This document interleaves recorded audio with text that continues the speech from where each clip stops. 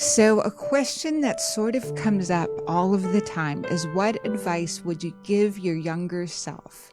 And if you would give that, I would like to tell my younger self, you don't have to be it all. You can ask questions. You can not have to believe others and their answers. You don't have to do it all by yourself. I spent so many years thinking that someone else had all the answers and that I was not enough. And if I didn't, I pretended that I didn't know so much. And oh my gosh, all of that time was filled with valuable lessons to trust myself, trust yourself, have faith, be your frequency, be your miracle-making frequency, change the course of your life, change the course of mine. So a few things that I've learned along the way. I am so excited that some of those big ideas, some of them I'm going to share with you today, the ones that have molded my perspective, the ones that built the Academy. It gives me something to take away. Today, call in and get whatever it is that you need to alter your frequency. Every word spoken and is held in your heart. It creates from this sacred geometry that helps you understand the dimensions. You have access to these dimensions through your heart. Will you set yourself free? Wonder, trust. Scientific studies show that you can transform your physical body. You can turn on parts of your brain that aren't typically used, and you can even change the physical structure of your brain. We here choose 26 careful participants every month or every segment, 12 weeks, to be working with me. And I'm so excited to be in studio with one of the most incredible, one of those 26 miracle makers that are in our frequency. She's gone through it all, and she comes in studio every week to share her story. We've got with us Kitoto Sunshine Love. Welcome, Hi. Kitoto. Hi, how are you? It's so good to be here. So good to see you, and you look beautiful. Oh, thank you. So do you, as always. It's so lovely to do this. Today we're going to do all kinds of psychological upgrades. We're going to take your calls as soon as we can. But first, I want you to know a little bit more about this incredible woman sitting next to me. She has done so much. So if you are struggling, listen to her story. She starts her story back when you were 19 years old. 19. Is where this segment of your story starts. Yes, 19 years old. So when I was 19, I was raised with a lot of love. And for some reason, I didn't know how to give that love to myself. And is my mic on again? Okay. And things like this would happen in high school, embarrassing things. And I would wind up not loving myself. And so on my 19th birthday, I had my first line of cocaine. A month later, I was on heroin. And my first detox that I went to, I was able to alienate them by saying something verbal that they didn't like that made them put me in a hospital. And my first hospitalization was not fun. I learned that I could be hospitalized and I could not get out. But then after that, I discovered that they would give you methadone at the hospitals. And so I like to go to the hospitals. And then I wound up going to the hospitals more often than I wanted to go to the hospitals. And but at first, it kind of became a vacation. It was easy for me to give up and just say, oh, forget it. I'll just go into the hospital this time. It'll be different. Until finally I went so many times, I got a diagnosis of bipolar. And a lot of people after that had told me I just really needed love. And it was interesting because once I was there and I couldn't leave, I started to feel like I was going to have to be in that situation for the rest of my life. I started to feel like I wasn't going to amount to anything. And I started to feel like I wasn't going to be able to have a beautiful future like my friends in school did. And I started to believe that I was a label. I started to believe that I couldn't function like normal people. And I believed that it was going to be that way for the rest of my life. So for years I went in and out of hospitals, and then God found me through a book in a chapter called The God Memorandum. And it was amazing because that book kept following me throughout my life. I would meet people, they would speak, and I'd say, "You've read The God Memorandum, haven't you?" I said, "Yes, I have." And so it was about gratitude. Gratitude was the key for me getting out of my habit of going into hospitals, suicidal ideations, using drugs, having behaviors that all those things come with. And it was a beautiful situation when God came to me and showed me the gratitude, because I was able to see for myself that it actually worked. Gratitude changes things on a causal plane.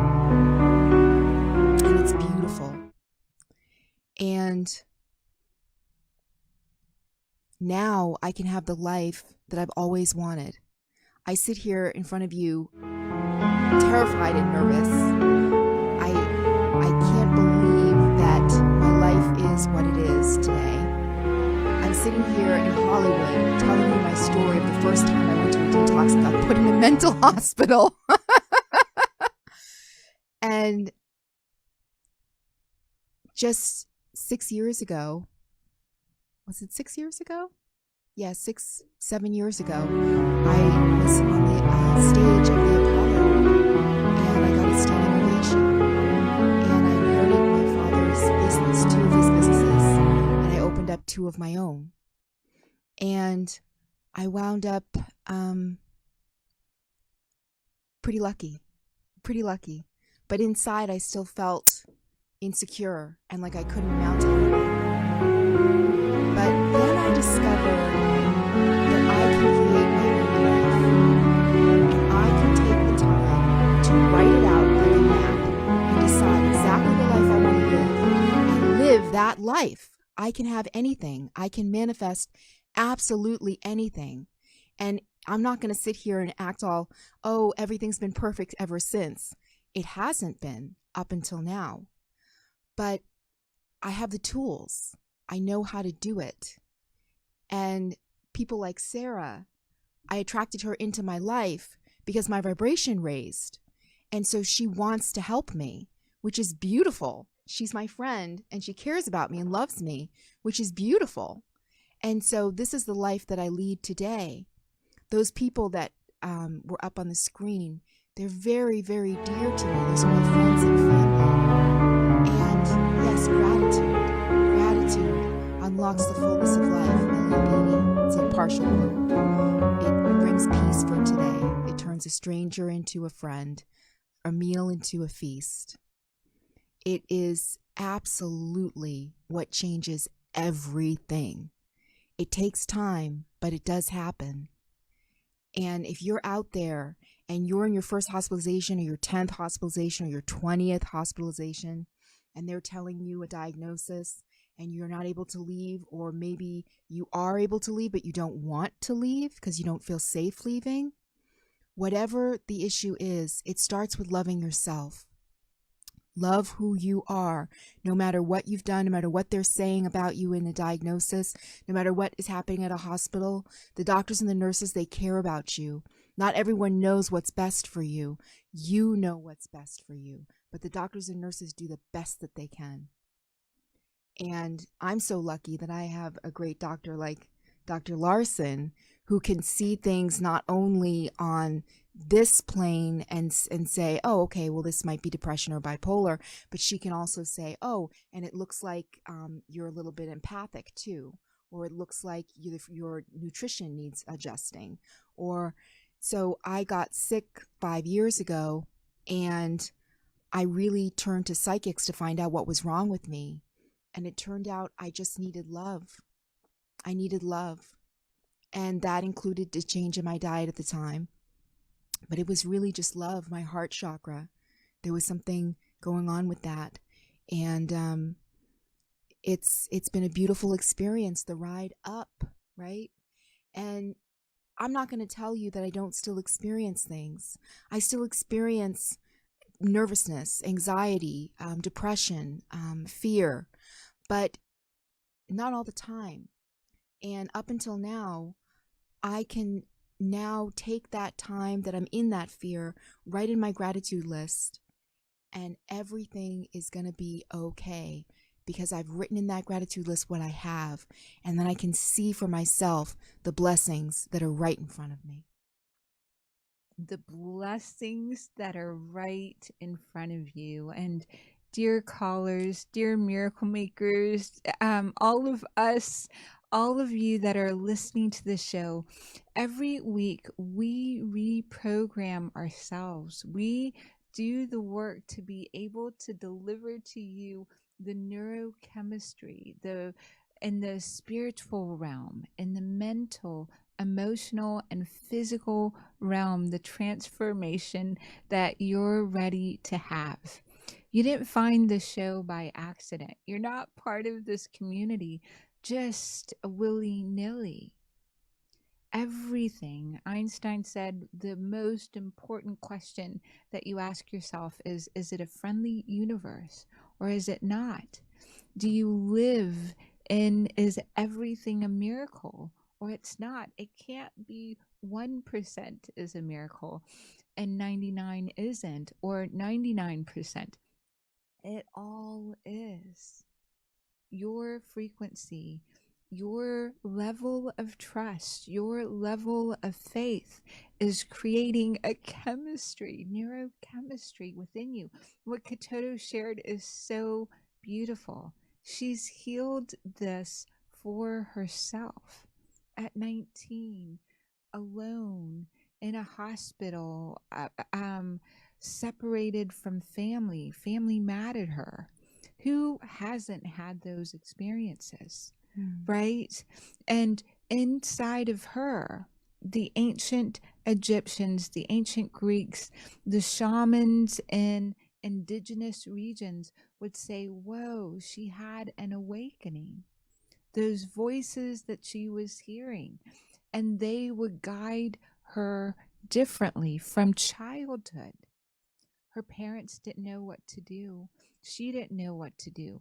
And so self-medicating, and of course, diagnoses that disempowered. Are those diagnoses important? Today, we know it's not your fault if you're diagnosed with a disorder. It's years, lifetimes, multiple generations of passed down neurochemistry, neurobiology, X and Y chromosomes that have caused this shift in your body. Kitoto has healed it for herself. She's aware of it, and she's sharing so beautifully all of the struggles she went through so you don't have to do it alone. We're sharing, we've collaborated here in the studio so you can call in and have answers that your heart is searching for. When your Heart Math Institute shares, when your heart is engaged, when you're living, breathing in trust and faith, you create coherence around you. That coherence inside your body, the emotions that coherence creates, allows you to grow and master yourself. Oh my gosh, Kitoto, I'm so excited that we both do the work every week so that there is a transmission through our voice. Mm-hmm. There's a transmission through the images that are chosen. There's a transmission from each and every caller. Are you ready to take callers? I am. Yay. We've got Crystal in the house running the board. Thank you, Crystal. We're ready to take the first caller. Welcome, caller. Laura, we're so glad you're here. Welcome. Hi. Thank you. Hi. Wow. Thank you, Kitoto, for sharing your story. It was just humbling and gracious of you to share with us. Oh, thank you. Yeah, I just know that with my experience of, kind of being killed and taken out of my body and coming back in, the thing that has kept me in a shift is the gratitude that I have. When things aren't going my way, just really saying, oh, what should I be thankful for? And I have just numerous things. But since I have both of you here in community with me, what I'm working on creating, and if you could give me some direction, is bringing in powerful friendships. I really feel alone. And it's so funny because I feel like, well, if I would just become an alcoholic, I might feel better. Or if I would just do something that, I'm just feeling alone. And I guess I'm looking for some direction to bring in a beautiful, strong friendship or more. But that's what I'm creating in my life. And then, of course, being heard by others and honored and respected. I feel like I do that for others, but I don't feel like I get that back. So I'm not sure what's going on there. Great question, right? Great question. Thank you, Laura, for calling in and sharing. And I used to have social anxiety, and I also often turned to, it was easier to be alone than to deal with it and say something funky. And I would beat myself up if I said something to another person that might have caused pain. And so I would sit with that and kind of those emotions. It's one of the in your field right now is transparency. You are so able to share, and there's so many communities that you could be part of.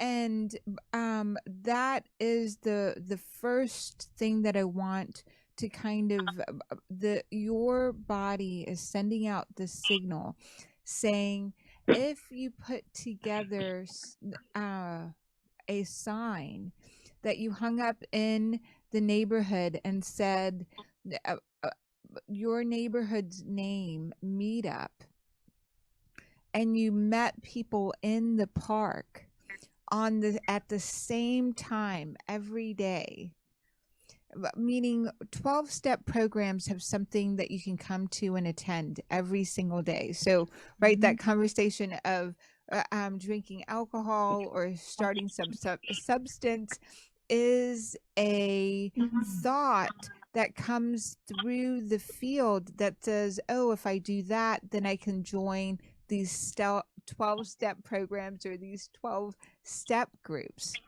You can create a healthy group by putting up, just like people put up garage sale signs, right? In your neighborhood, in your grocery stores, in your neighborhood, you can set it up where meet at this time at this park. And whether it's cleaning up the park or the city, or whether it's some fun topic that you love to talk about, right? That transparency of saying, oh my gosh, ready to make friends, meet up, and you're gorgeous, to put a picture there of yourself and to have it in your own neighborhood. And I can't wait for you to do this and call in next week to put it in coffee shops. you can keep a safe distance from people while Right. doing that. But that's one of the reasons. And then I'd love to throw it to Kitoto for anything that's coming up for her. Well, I just wanted to say I'm glad that you're not deciding to go be an alcoholic to make friends. Because on both sides, I guess that is a way, right? Going to bars or going to meetings. Yeah. If you're not an alcoholic, don't become one. Yeah. But I can relate. I can relate. Many times in my life when I was feeling lonely is when I made decisions in addiction, and it was usually to draw people into my life. But the thing is, meetup is an excellent idea, because what you want to do is you want to draw people into your life on a very high vibration, and you want people that are going to last, and you want to be good to your body.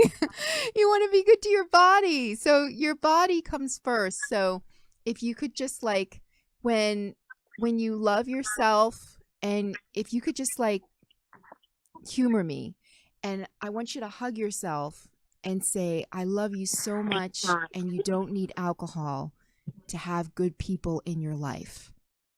Because somewhere in your body, you started to believe that it wasn't worth it. And I don't want you to think that, and I don't want your body to feel that. So I want you to just hold yourself and be like, I love you. I love you so much, and we are worth so much more than alcohol. Our friends, our family, right? Because friends become family, are going to come to us because of who we are inside our hearts and who we are, our character, and because we are love and we attract love. So I want you to just hold yourself and say that, and tell that part of yourself, so that that part can change. Okay?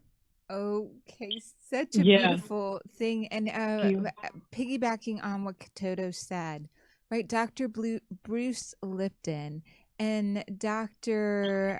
Joe Dispenza teach the feeling comes first.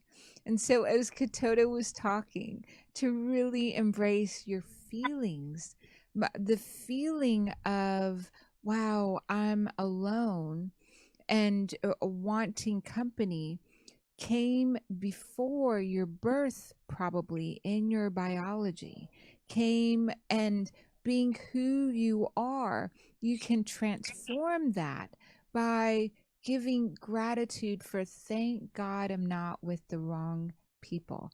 Thank God that I haven't done drastic things.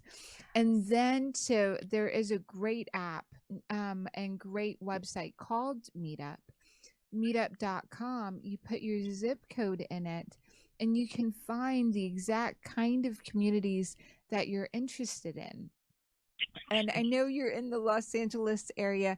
I am hoping that you will make it, because you're a miracle maker. You've been a miracle maker for so long, that you will join us on our next gathering. I know you've been invited, and so there are so many from your area coming to our gathering that I hope you'll join us on that next one.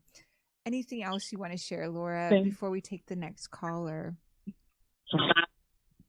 No, I think I'll just marinate in that. And thank you so much. We love you. Thank you so much. We love you. Yeah. Thank you so much for calling in. We want you to get that. Love you too. That love. Absolutely. Yay. Thank you. Awesome. We can take the next caller. And as the next caller is coming online, there hasn't been a time. Hi. Hi, Angie. Is it Angie? No, it's Anita. Hello, Hi, hello. Anita. I'm so glad that you're here. And I think it's so Yay. important, just to tie it back to our last caller. Everyone feels alone, whether it was in childhood or in adulthood. Everyone feels alone. I know I did. And creating the feeling of family inside myself, creating the feeling of gratitude for anything that I could give gratitude for, created the frequency of bringing those wonderful people around me and creating that community. Anything else you want to just summarize with, Romy? No, there Okay. isn't. Anita, we're so glad you're here. Welcome. Oh, I am so glad to be here, and I feel more and more every time I listen to you both. I was divinely guided to join you guys today, because I just want to thank Kitoto for sharing what she did this morning about her struggle with addiction. I quit drinking 3 years ago. I had what they would call a spontaneous recovery. So I feel very blessed in the fact that I didn't have to struggle. But I had an experience today that really shook me around addiction, and I wanted to share it with you and get your insight. I'd spoken with a friend of mine, a dear friend of mine, last weekend, and she had shared with me that her brother, who had been struggling with addiction, had relapsed. And I had, in talking with her, I got this guidance to ask her if her brother was familiar with the spiritual teacher Babaji. I don't even know much about Babaji, but that's just what came forward. And she was like, no, I don't know. And I said, I'm getting the feeling that your brother should work with him, and I'll look for a book and I'll send it over to you. And that was a week ago, and I meant to do it. We all mean to do things. Life gets busy, whatever. This morning I woke up, I went into meditation, and I thought of her brother, and I went online and I looked for the book for Babaji, and I found it and I sent it over to her. And she replied by saying, I don't know how to say this, but I feel the need to tell you that my brother committed suicide just now, and I am with my family trying to just get through it. Thank you so much for this book. Perhaps I will read it. And I was just really stunned. I felt instantly a pang of guilt that maybe if I had gotten that book to her earlier, it might have changed things, or I don't know. And then I just felt such wanting to help those that survive suicide. And addiction is so hard. We know that it skews the perspective. And I just wanted to know if you had any insight on what happens to the soul when they choose to end their lives, and any advice for family or loved ones that survived that, how to process and how to see the light in all of this. I am so grateful that you called in, and maybe a Babaji story where there was a fly that was flying around Babaji, and the fly got smacked by Babaji, and in that realm, the fly energy communicating with Babaji. Babaji said, "Why did you let yourself be that?" And the fly said, "I had the opportunity to join with you, and that's why I chose to come around you." And Anita, the hardest thing I know, in high school, I had 5 friends commit suicide, all high school friends, and one of which I'd spent a little bit of time with, and I, like you, the psychic urge to communicate and connect with and reach out to. And in fact, my younger brother's death, I predicted. The first time we predicted it, I told him exactly what to do, prepared him, made him practice. So when that challenge came up, he already had the formula inside of his body to know what to do. The second time, there was an overwhelming the Course in Miracles, the Bhagavad Gita, everything teaches that we leave by our own free will, and it is preordained at least 9 times that we will let go and drop the physical body and go back into oneness, go into the other side in order to serve the soul and in order to serve the greatest good. That generally does not comfort a lot of family. It didn't comfort me when my brother passed away. I knew this mentally. It was when I opened up my heart. I didn't know it in high school. And opening up my heart to, wow, it's either all 100% miraculous and on quote unquote purpose, or it's not. It can't be either way. And so for us to say, oh, dear brother of my beloved friend, thank you for giving me the opportunity to be in service to you. Thank you for reminding me how to be my word. And thank you, dear beloved, for reiterating giving your life in the manner that you did so I could truly value the choices that I still have left. And I'd love for Kitoto to share, and then I'll come back and see if there's a message for the family specifically. So it's my understanding that when somebody takes their life, on the other side, they serve. But the most important thing, and I think I said this last week, was it's about life today, really appreciating the life that you have today, because suicide is so final and it devastates families and friends and people, and it becomes something, oh, well, this person did it, so maybe that means that I can do it. And you don't want to contribute to that, you know? So life is really, really, really precious. And when you look at your life, it's really important to give yourself that love, because so many people out there feel alone. They can be living with their families, their husbands, their wives, their kids. They can be living with themselves, their cats, their dogs, but they feel alone. And it's so important to do the mirror work and to say, yes, I love you. Yes, I'm beautiful. Yes, you know, and say it to yourself, you know, I love you. I value you. You're amazing. You're special. You're lovely. You're kind. You're all these great, beautiful, lovely things. Because when you do that for yourself, you're not going to want to hurt yourself. You're not going to want to hurt yourself at all.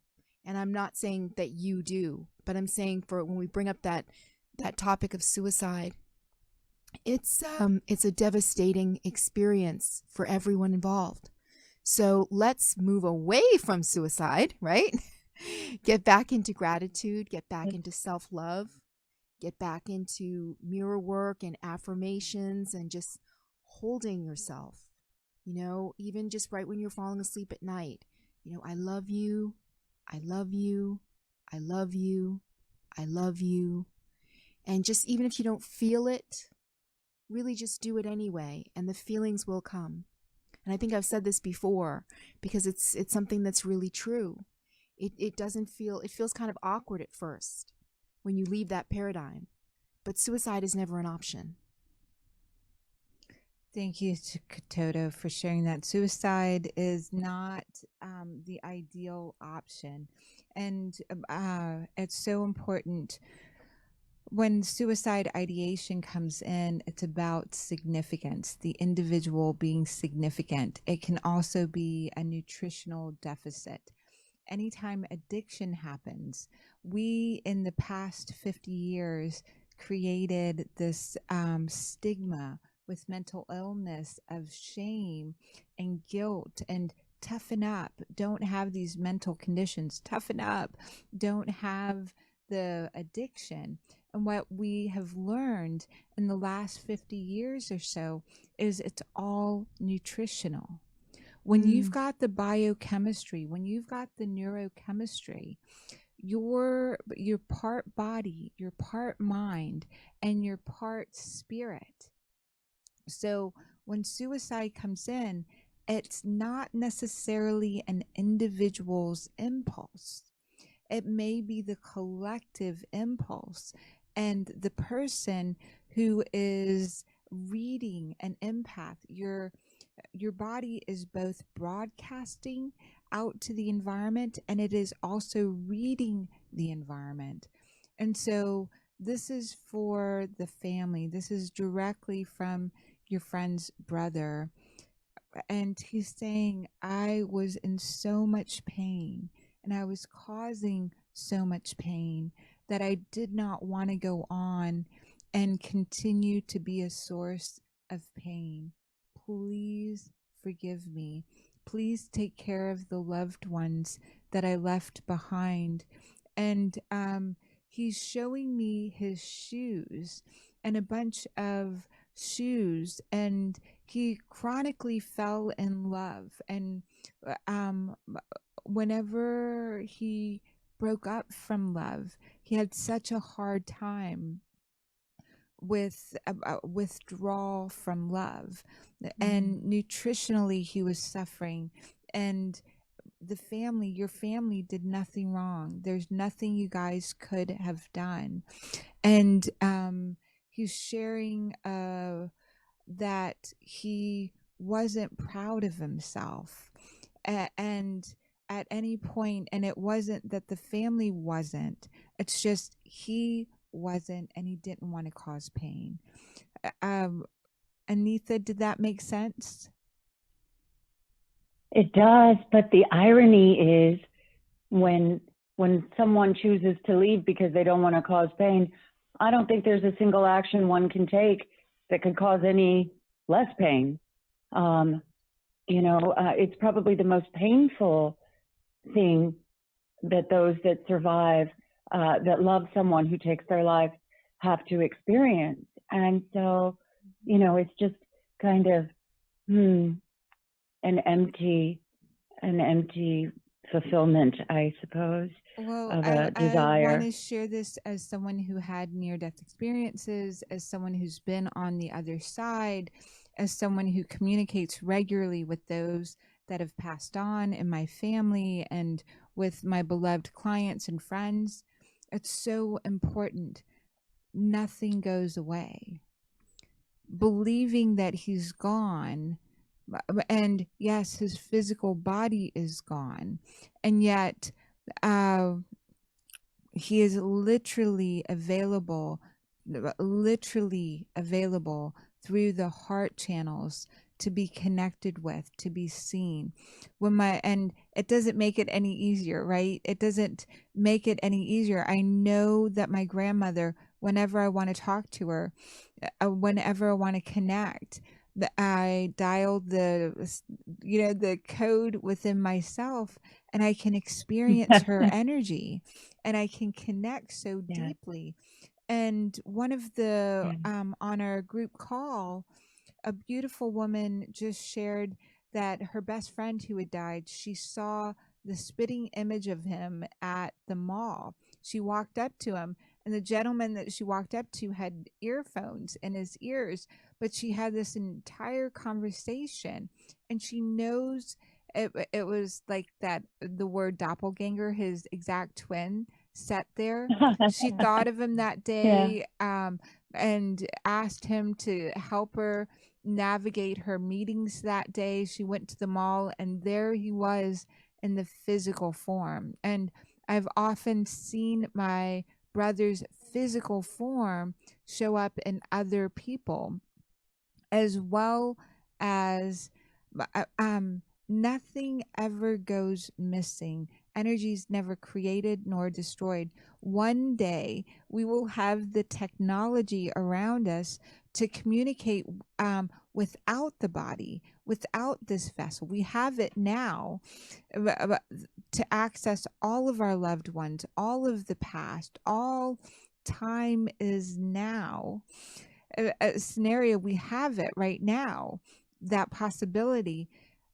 We just have to allow ourselves to let go of that idea that it could be different. The idea it could be different. Comparison is the thief of joy.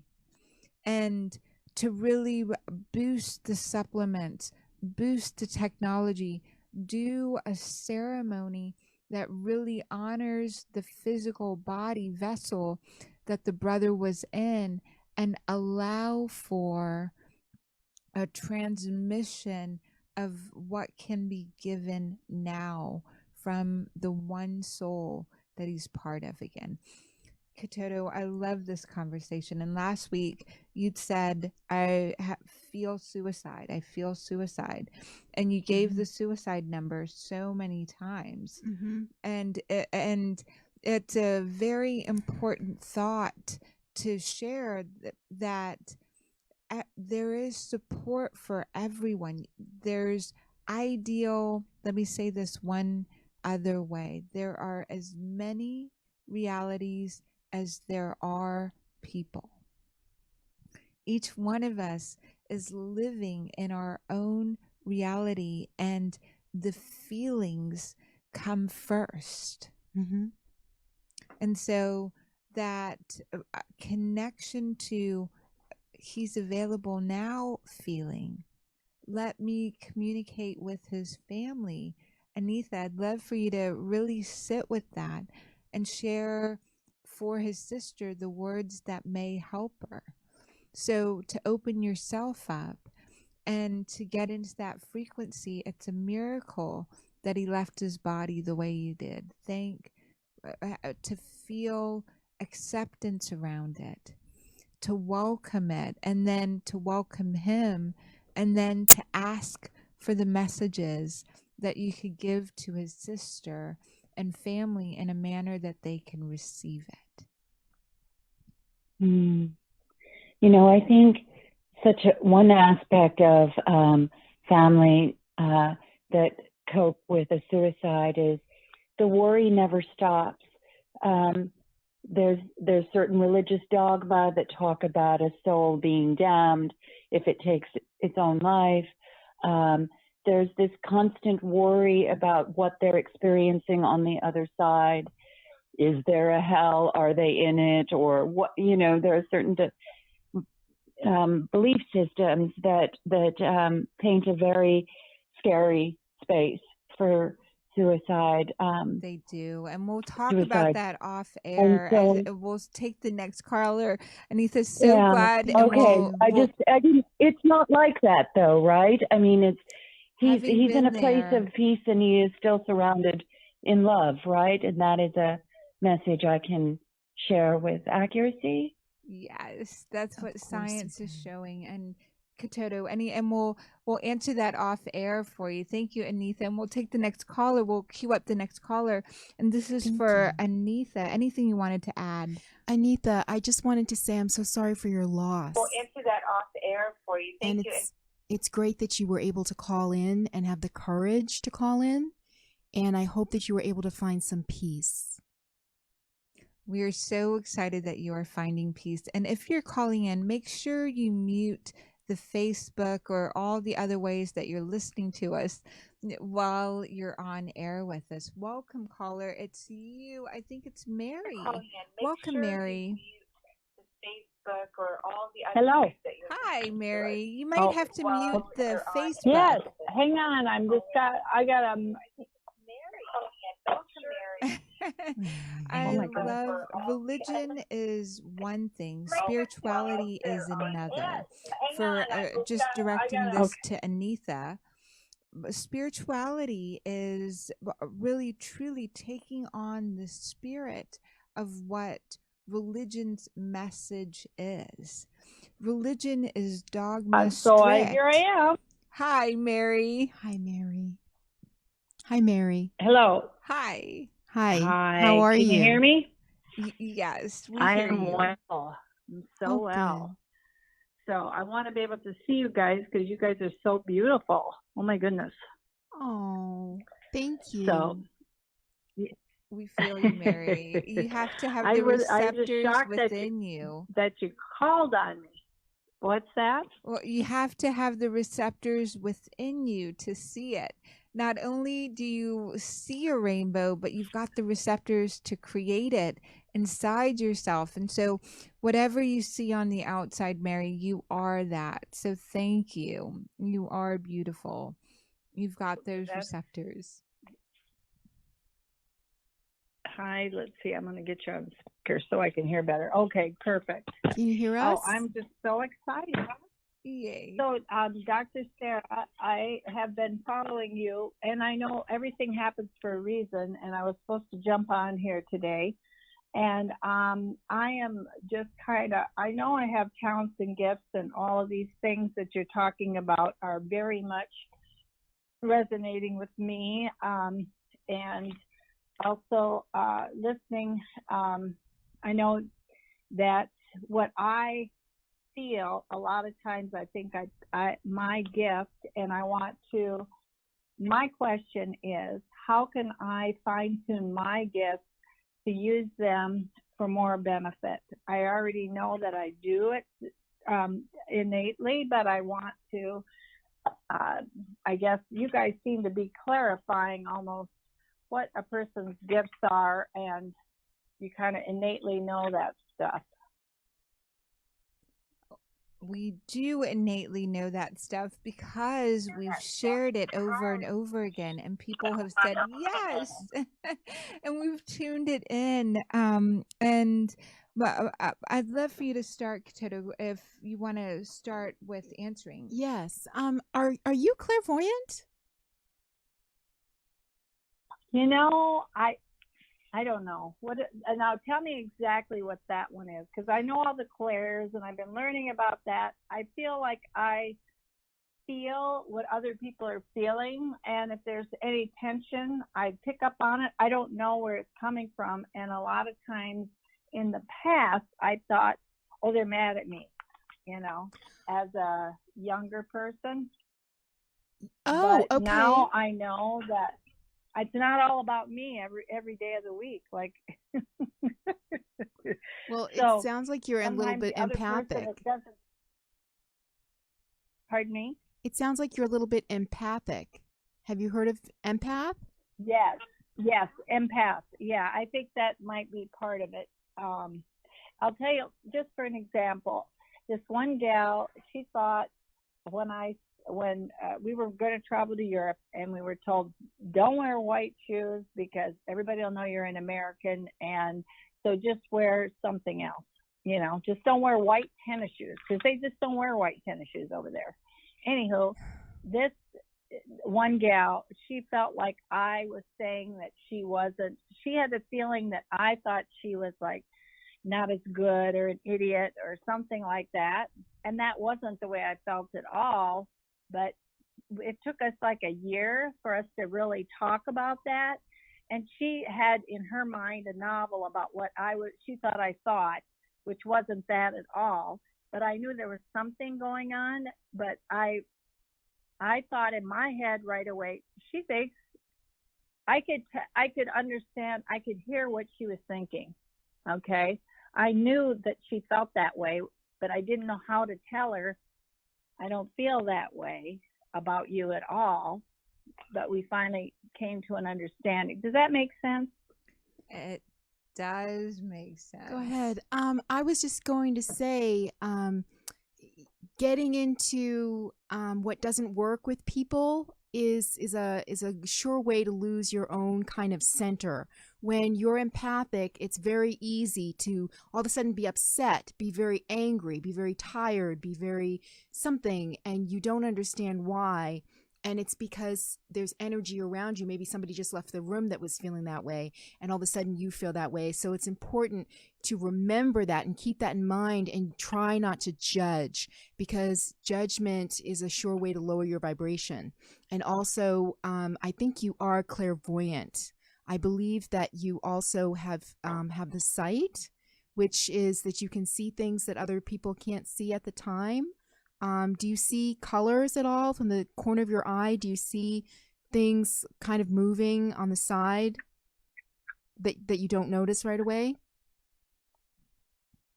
I guess it's not so much that, but like when I see a situation or people start talking, I could clearly see what would be the answer. Mm-hmm. Mm-hmm. And especially if it's relatives, they just don't really want to hear it. But I feel like a lot of times I can really give good advice to people, very good advice. And sometimes, I could see the situation and how it would be a good way to move through it. But I'm getting to the point, instead of blurting it out, I ask, "Well, you want to hear my opinion?" And Mary, your body is a wealth of giving. I'm adding on to what Kitoto is sharing here. She's sharing so beautifully that your body holds a reservoir of transmission and receiving. And so, yes, you've got all of these subtle gifts within you, and they're so beautiful. You work like all mammals so lovingly. We wind up being in groups, and the chosen group that you came in with is you're finally realizing and connecting at a deep level with them. It's so fun. The journey that you've been on, you've explored way out into the world, and now you're coming back in to really use the gifts, all the gifts that you've learned. What are some of the gifts that you're carrying? One of them is this discernment of being able to do work silently. I want to say that another way. When you create in your heart and in your mind and in your biology the solution for a person. So someone is talking and sharing a story with you, and you close your eyes and you feel, oh my gosh, I love this person. That's why the solution is coming up. And you feel that love, and you also feel the solution, and you see it in your mind's eye. And what they're going to do is they're going to ask you, what do you think I can do, Mary? Because you can see it before the solution or even the problem, before they say it. And so you open your heart, like Kitoto's sharing here. You feel whatever was, and you feel the love. And from that love space, you generate the solution in your pituitary gland, in your mind's eye. And then you sit with and you listen deeply, and they themselves will say, Mary, what do you think? You're smart. You know this stuff. What's your idea? Did that resonate? It does, definitely does. And you're I'm seeking out like my soul sisters, and I feel like you're my soul sister because I follow you. And I'll tell you, I don't know how long ago it was, but I saw your story on YouTube because I was like researching NDEs, near-death experiences. And so I ran across your story, and you had just, I think it was when you first were out there telling it to people, your near-death experience, your whole beautiful story.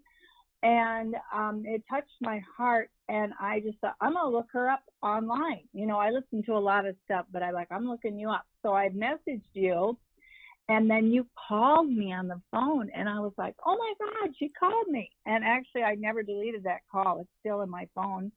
And every once in a while, I'll listen to your beautiful voice. But I'm not a stalker. But anyway, it was. But anyway, and you inspired me to put myself out there more, because, and then the forgiveness, you know, doing forgiveness work. I forgive everybody for everything. And when I feel that any angst coming up in me, I'm like, oh, got a little work there. But when I listened to you, and like I said, you called me back, and that meant so much to me, that you actually called me back and left me a message. Let's see, here it is. It was in 2017, 6/23 of 17, and I still have you in there because and I've been following you ever since then. And I trying to surround myself with like-minded, with people that are looking for the positive in everyone, looking, if something happens in your life, think, okay, what's the lesson here? It's creating some contrast instead of saying conflict. Now I use the word contrast, and I say, okay, what did I learn from this? What am I teaching? What are they teaching me today so I can expand the universe? And and when I feel like a lot of that, I don't know, do you guys feel the angst of the world sometimes? Absolutely. Mhm. Absolutely. And Mhm. as Mary, this is the question that you came with is, what's my talent? What's my gift? What is it now? And you're meant to be creating stories, and you're meant to be sharing your insights now, whether in written form or in audio form. You're a great storyteller. And it's I time kind of am. yes, you are. And you're meant to write those down. And it's almost like you've got lyrics of songs inside yourself as well, poetry that really wants to come out and be seen and heard and connected with. And so it's time to bring that forward. So, Yeah, I okay, because I just got told that from my other friend. Well, they always told me, they said, you need to take this on the road. We're going to be your managers. And you've already got my support in two the other, physical world as yeah, well. And so, yeah, Mary, thank you for your call. I know that we are running. yes, very good. Yeah, we're We running are over. running over, and we love you. Oh, We whoops. love you so much. Thank you for calling in. We I really love appreciate you, it. and your beautiful friend that I haven't seen before on your show, but I don't watch it all the time. And I just think it's so great that she shared that, because I have a relative, everybody's got an alcoholic or drug addict somewhere in their family, and we got a lot of them in my family. So thank you. Thank you so much. Thank you so much. And we want to thank UBN Go and anyone who's watching this. If you go to drsarahlarsen.com, we're going to share about all the different technologies. We brought them in studio to share with you all of our beautiful tools that we use to keep our neurochemistry, all of the technology. We didn't hit that part today. Luckily, we got to so many of your calls. We will be on next week. You can reach out to Kitoto or myself at drsarahlarsen.com. And there is a contact page. Write to us there. We're so happy to connect with you. Call you if that comes in to answer your questions. Connect with you deeply. So much love, Kitoto. Thank you so much. Thank you. And I just want to say, call the suicide helpline 800-273-8255 if you are feeling like you want to hurt yourself or someone else, or if you know someone who wants to hurt themselves or someone else. Thank you. Thank you, Facebook family. We see you, Linda. We see you, Dr. Cheryl and Lee. There was someone that wrote that you are amazing, Kitoto. Some guy, his name, I think it was just really, really lovely. I want to catch his name. Terry, thank you for joining us. Teresa, Jocelyn, Tracy, I'm finding his name, Jim Carson. Jim Carson sends, that's a really cool name, Kitoto Sunshine Love. That was. We will see you guys next week, if not sooner. If you're on Dr. Sarah Larsen's mailing list, drsarahlarsen.com, you'll get notes from us with the technology and with the next time we're live. Thank you so much. Bye for now. Thanks. Bye-bye.